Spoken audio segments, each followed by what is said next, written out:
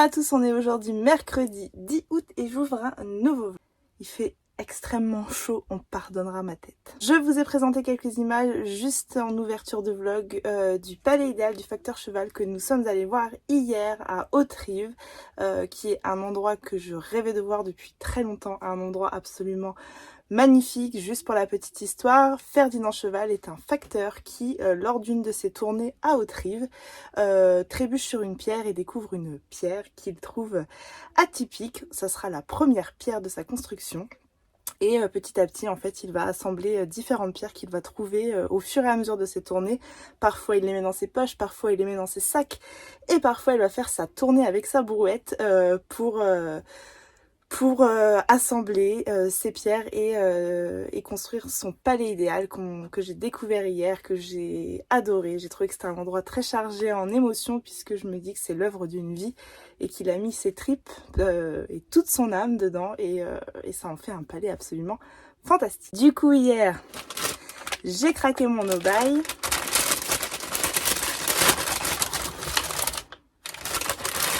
C'est un livre qui est sur ma wishlist depuis un bout de temps. Et je me suis donc acheté Le rêve d'un fou de Nadine Monfils, qui est donc paru aux éditions Fleuve. C'est un livre qui est sur ma wishlist depuis plus d'1 an. J'ai regardé sur Glyph pour voir à peu près et ça met 1 an. Donc ça fait presque 2 ans je crois. Et c'est une histoire fictive de Ferdinand Cheval. C'est un roman extrêmement court qui fait 115 pages et voilà, je vous dis, le Palais Idéal du Facteur Cheval, ça fait très longtemps que je rêve d'y aller. Ce livre-là, ça fait très longtemps que j'ai envie de le lire, donc hier c'était l'occasion. J'ai craqué mon no-buy, je reprends à partir de maintenant. J'achète plus de livres jusqu'en septembre. Et je me suis acheté un petit marque-page hier, où on voit dedans en fait des sculptures qu'a fait...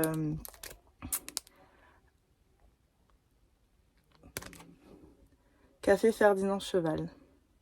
Niveau lecture, je vous ai laissé la dernière fois, j'étais dans Les filles du Nouveau Monde de Suzanne Desrochers, il me semble, j'ai plus le nom de l'autrice en tête, mais il me semble que c'est ça. Je vous ai laissé sur un avis mitigé et je confirme mon avis mitigé sur ce roman-là, j'en parlerai pas plus, j'en ai déjà parlé dans le précédent vlog. Un roman qui veut parler de ces femmes qui étaient enfermées à la salpêtrière et qui ont été envoyées en 1669, je crois, par le roi de France au Canada pour être mariée aux colons qui étaient présents sur place. C'est un roman qui veut parler de ça, mais qui met la moitié du roman à démarrer. La première partie n'est pas inintéressante, mais c'est peut-être une introduction qui est trop longue. Et la partie qui se passe au Canada, je la trouve pas passionnante non plus. Donc voilà, ça sera vraiment un avis très très en demi-teinte pour ce roman-là. Je ne sais pas si j'en reparlerai sur ma chaîne au moment de sa sortie.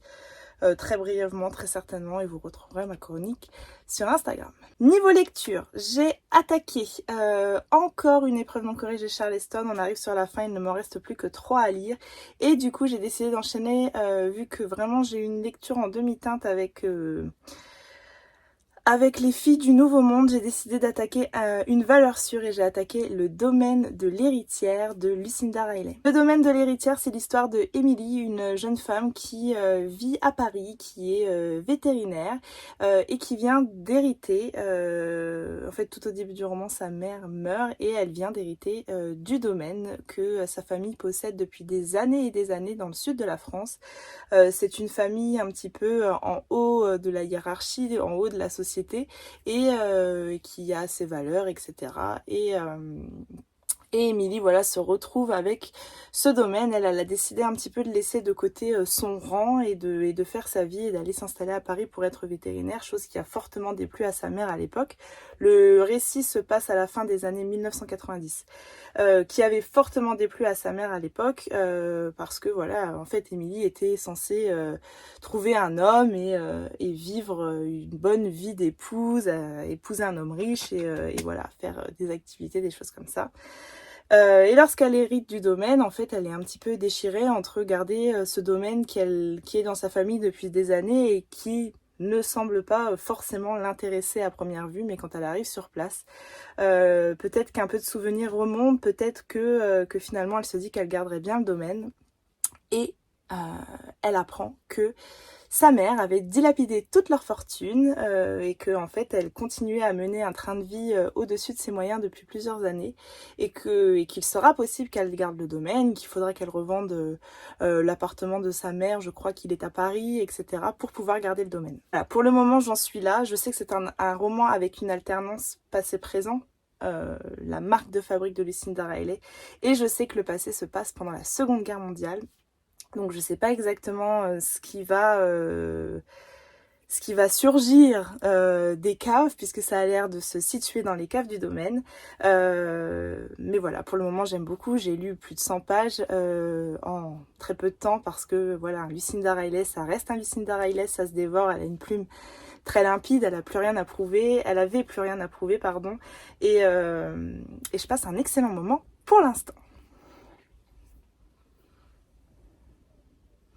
Voilà, maintenant que je me suis liquéfiée, je vais vous laisser avec les quelques images de ce qu'on a fait aujourd'hui. On est allé à un petit labyrinthe ce matin avec les garçons qui étaient pleins de dinosaures, donc forcément ça a fait leur plus grand bonheur. Et en repartant du labyrinthe, on s'est arrêté au tombeau du facteur cheval, puisque à Hauterive il a également construit sa propre tombe, son propre tombeau dans le cimetière de Hauterive. Donc voilà, on est allé le voir ce matin, il est magnifique. Bon, c'est beaucoup moins impressionnant que le palais, mais rien que ça, eh ben, c'est quelque chose d'incroyable. Et pareil, une grande émotion ce matin en allant au cimetière, puisque je suis hyper sensible, je vous le cache pas, et moi quand je pénètre dans un cimetière, j'ai toujours une espèce de sentiment de malaise, et quand on arrive sur le tombeau du facteur cheval, et ben le premier nom sur le tombeau, c'est le nom de sa fille, puisqu'il a enterré sa propre fille, et voilà. Enfin bref, voilà, j'ai trouvé que c'était magnifique. Et puis voilà, demain on quitte Hauterive et on va aller près d'un lac. On va remonter plutôt du côté d'Aix-les-Bains, Annecy. Ça fera du bien, je crois, parce que ici on a extrêmement chaud. Voilà, c'est tout ce que j'avais à vous dire pour le moment, et je vous reprends plus tard.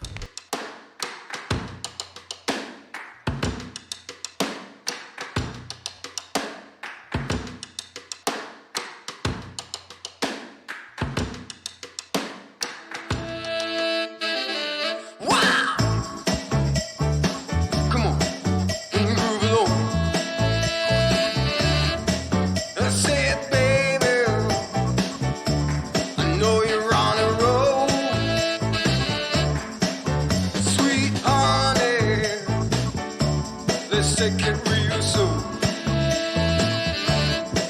You know we got what you need, baby. So take it, move along. I said we got what you need, honey. Come and groove along. Come on. Rolling on the highway, you know. Wow. Come on.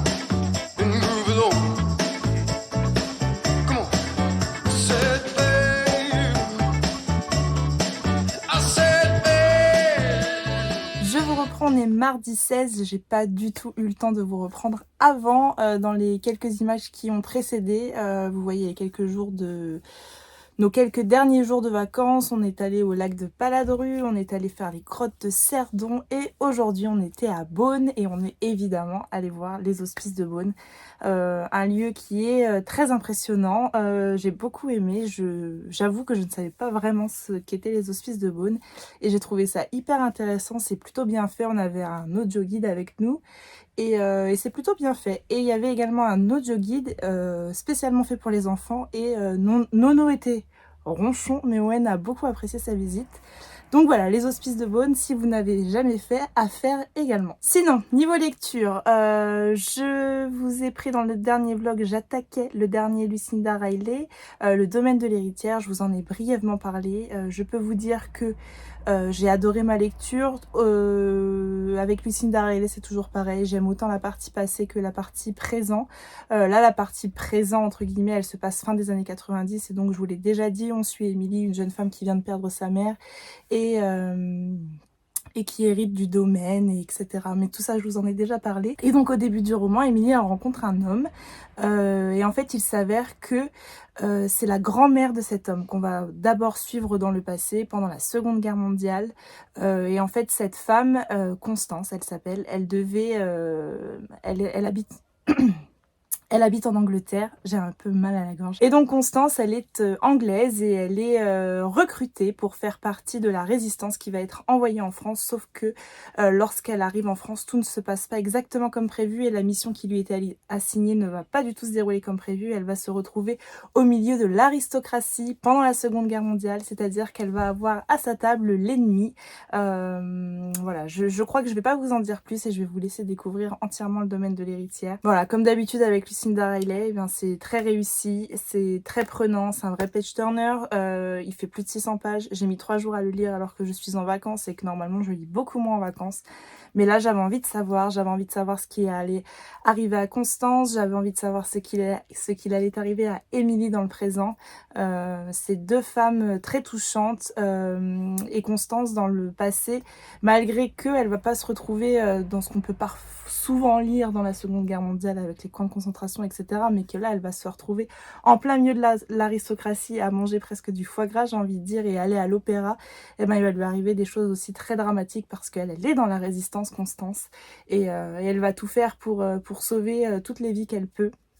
Et c'était vraiment hyper intéressant d'avoir un point de vue un petit peu différent. Bref, j'arrête de vous parler du domaine de l'héritière et je vous le conseille fortement. Il sortira très bientôt chez Charleston. Vraiment, ma coupe de cheveux, c'est pas possible. Je suis d'accord avec vous. Sinon, j'ai également attaqué et terminé entre-temps le dernier roman de Clarisse Sabar qui paraîtra chez Charleston au mois d'octobre.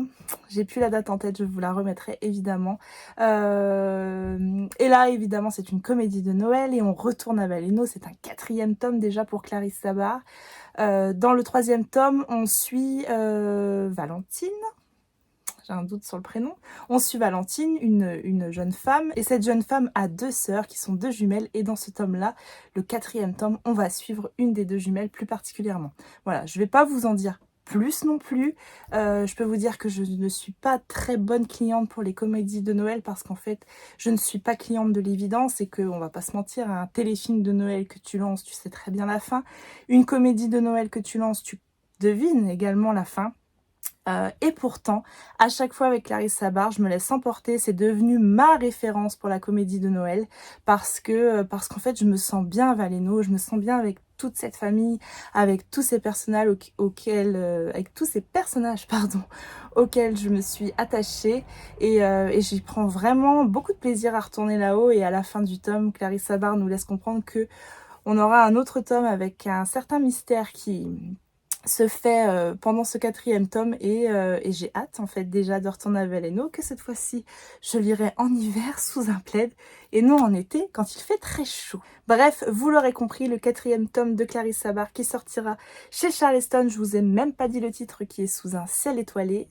Si vous avez aimé les 3 précédents tomes, celui-ci ne fera pas exception à la règle. Et toujours pour parler lecture, j'ai attaqué Respire de Nico Takian. C'est ma 6e lecture pour le jury du Festival Sans Nom.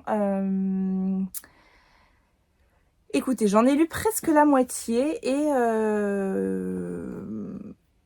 je sais pas trop quoi en penser pour le moment, ni que j'aime bien, ni que j'aime pas. Moi, les thrillers, j'ai besoin que ça soit assez terre à terre. Et là, Nico Takian, il nous emmène, voilà, c'est un homme qui en a marre de sa vie et qui verse une certaine somme à une agence qui s'appelle Blue Sky, je crois. J'ai vraiment du mal à retenir en ce moment les noms, les titres, etc. Pour 10 000 euros, je crois, et il est envoyé du jour au lendemain sur une île pour recommencer sa vie à zéro. Sauf que, évidemment, sur cette île, il y a des secrets, il y a des choses bizarres qui se passent, et on lui assigne un rôle de détective. Et du coup, il doit mener l'enquête, mais il comprend qu'il y avait un autre détective qui était là à sa place avant. Mais qu'est-ce qui arrivait à cet autre détective? Et tous ces habitants sur l'île, ils sont un petit peu particuliers, un petit peu... Voilà, il y en a un qui a un visage complètement cassé, il y a une jeune femme qui est très mystérieuse, il y a d'autres habitants qui l'envoient chier, et puis tous essayent de lui dire plus ou moins qu'il a intérêt à faire attention à lui, qu'il a intérêt à se méfier, que ici c'est pas le paradis auquel il aspire. Voilà, c'était un très court, très succinct résumé de mes deux dernières lectures et de ma lecture en cours. Voilà, je suis en vacances, je m'excuse d'avance si mes avis sont pas aussi détaillés que ce que je peux le faire d'habitude, mais j'essaie de faire très court. Que voilà, on vit à 4 dans 4 mètres carrés, donc j'ai pas toujours le temps de pouvoir vous prendre pour vous faire des résumés corrects, etc. Donc je prends le peu de temps que j'ai pour pouvoir vous en parler. Voilà, du coup, ce vlog-là se déroulera à peu près sur 15 jours, je pense, parce que je n'aurai pas le temps de vous mettre en ligne la vidéo demain. On est déjà mardi, j'aurai pas le temps de finir mon montage, et surtout, je suis pas sûre d'avoir le wifi nécessaire pour pouvoir uploader mon vlog sur YouTube. Donc ce vlog-là sera uploadé à la maison et vous l'aurez quand je rentrerai de vacances, mercredi prochain. Sinon demain on reprend la route et on part à Dijon. Donc là on est à Beaune, donc Dijon c'est à 45 minutes à peu près en camping-car de Beaune-Dijon. Et normalement demain j'ai la chance de rencontrer une bookstagrammeuse que je suis depuis un petit bout de temps et que j'apprécie beaucoup, qui est maintenant bien plus qu'une bookstagrammeuse, qui est une autrice. Voilà, je vous dis pas, vous verrez demain, mais pour ceux qui la connaissent, et je pense que tout le monde la connaît ici, vous devez déjà vous douter de qui je parle. Et du coup, j'en profiterai la prochaine fois que je vous prends pour vous parler de ces deux romans. Sur ce, je vous laisse pour aujourd'hui et je vous reprends plus tard.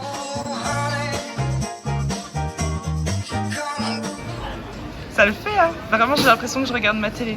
C'est toi. Oui, c'est vraiment toi. On voit les yeux. Voilà qui c'est que je rejoignais aujourd'hui. La Dijonnaise. Oui, avec ses yeux. Avec ses yeux, pour une fois. Une fois, je t'avais appelé Nick quasi centaine Ah oui, j'aime beaucoup, Instagram. effectivement. Voilà.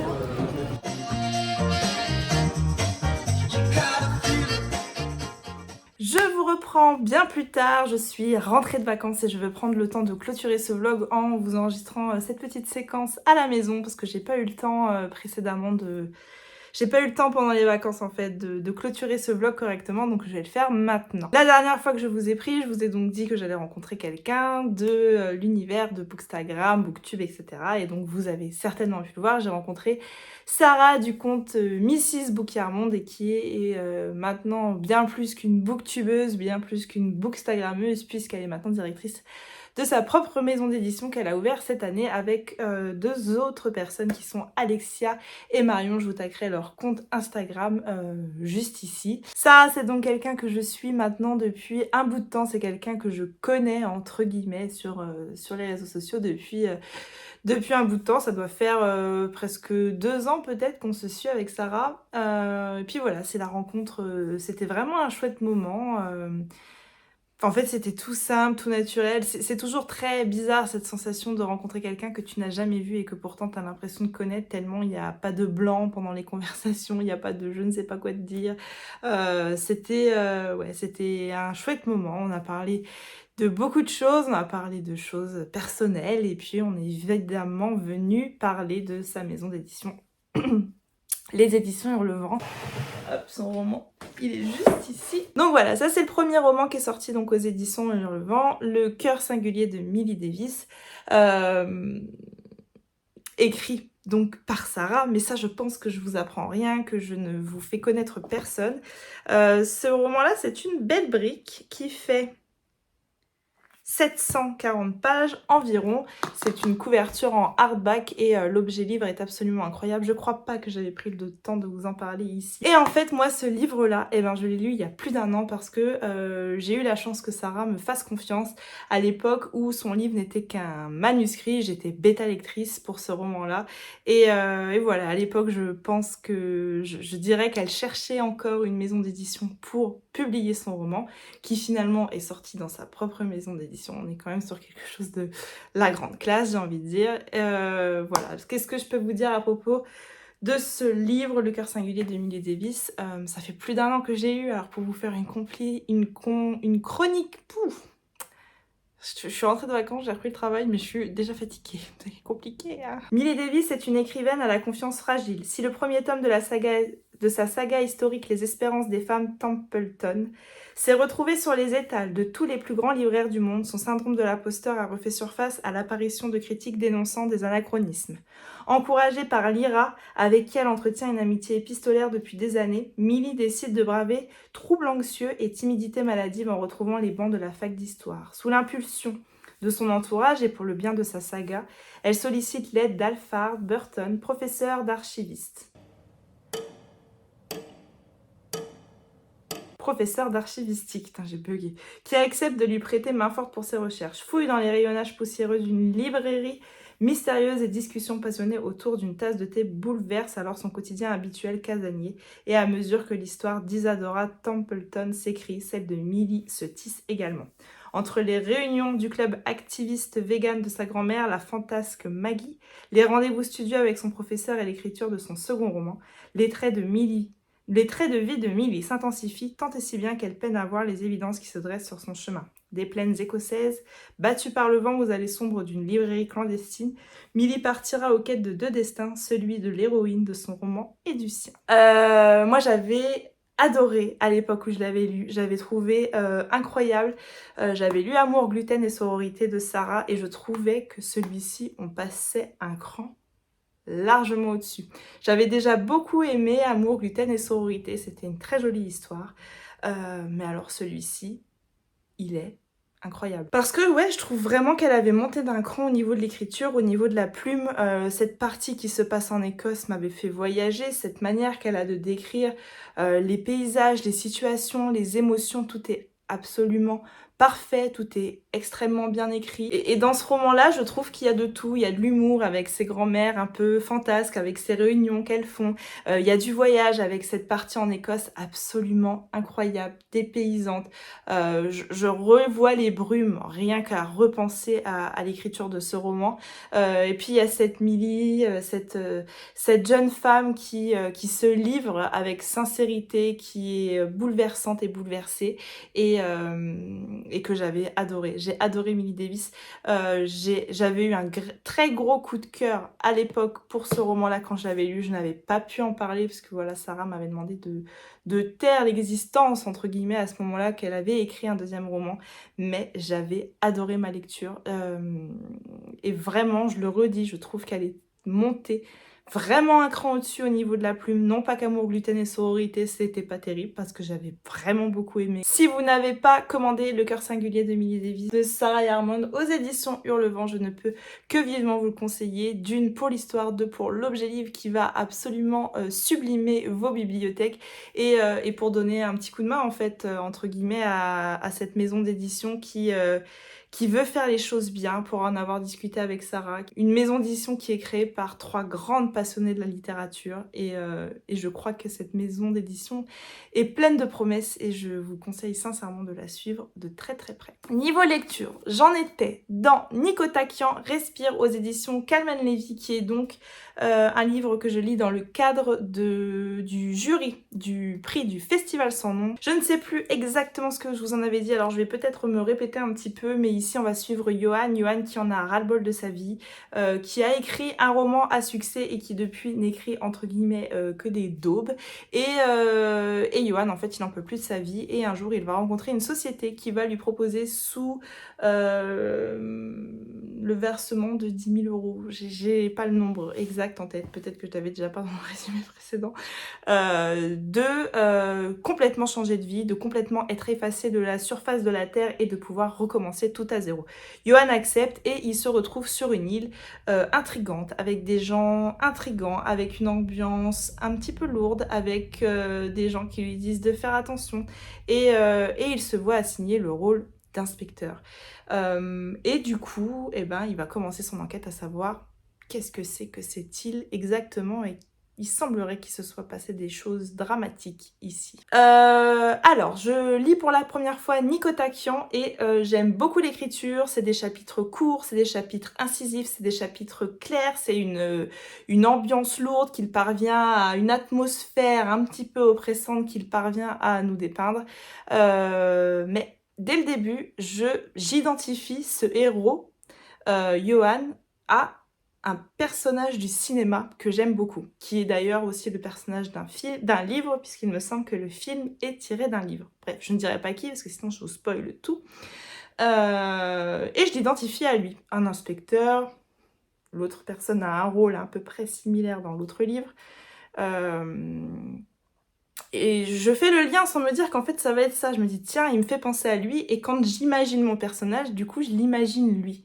Et en fait, comment vous dire sans spoiler et en étant plutôt clair, ça va être compliqué. Et en fait, quand j'arrive à la fin du roman, et ben il s'avère que c'est à peu près la même chose, c'est à peu près similaire. Alors je ne dis pas du tout qu'il y a du plagiat, qu'il y a du copier-coller, etc. parce que c'est quand même différent. C'est juste moi qui ai fait un lien dans ma tête entre deux personnages complètement différents et du coup la fin, en fait, elle est identique. Mais le chemin, les descriptions, rien n'est identique, rien n'est pareil. Mais du coup, en fait, je vois arriver la fin très très tôt. Je l'avais lu en lecture commune avec Estelle. Estelle, elle ne connaît pas du tout le film dont je lui ai parlé, mais elle m'avait dit qu'elle avait trouvé la fin un petit peu rapide et un petit peu tirée par les cheveux. En soi, je trouve pas ça tiré par les cheveux parce qu'en fait, je le vois arriver moi et je vois le chemin tortueux qu'il entreprend pour en arriver là. Bref, ça va pas être très clair, mais en même temps, si je vous en dis plus, je vais vous spoiler la fin de l'histoire, donc ça serait pas cool. C'est une bonne lecture pour moi. Nico Takian, respire, ça ne sera pas le gagnant, ça ne sera pas celui que je mettrai en numéro 1 sur la liste pour le prix du festival sans nom, mais c'est une belle découverte parce que j'ai beaucoup aimé la plume incisive, comme je l'ai déjà dit, mais il m'a manqué ce suspense intenable, puisqu'en fait, très rapidement, je comprends ce qui va se passer. Entre-temps, j'ai lu un autre livre dont je vous parlerai plus tôt dans le prochain vlog. J'ai lu ma dernière épreuve non corrigée Charleston. J'ai rendu ma dernière chronique Charleston. Ça m'a fait drôle et un petit pincement au cœur, mais de belles nouvelles aventures se profilent à l'horizon. Je n'en dirai pas plus pour le moment, mais du coup, voilà, Charleston va me manquer. C'est une page qui se tourne, mais j'ai d'autres belles choses qui se profilent, donc je suis plutôt contente. Voilà, je vais clôturer ce vlog ici.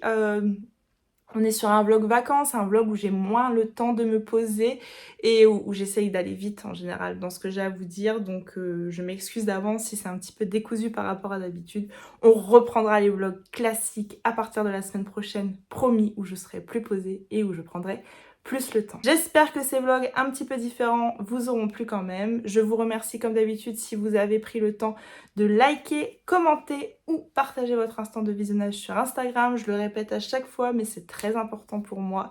Et puis voilà, je vais vous laisser sur les images de notre fin de vacances. On était dans un parc d'attractions qui n'est pas très loin de chez moi, un parc d'attractions dans lequel je me rends tous les ans, qui a une histoire familiale que je trouve plutôt chouette. Ce sont des forains qui ont décidé un jour d'ouvrir leur propre parc d'attractions.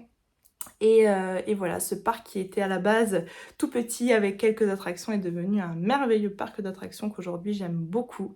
Voilà, du coup, je vous laisse sur les images de Nigloland et je vous dis à la semaine prochaine pour un nouveau vlog. Je vous fais des bisous, à bientôt, bye!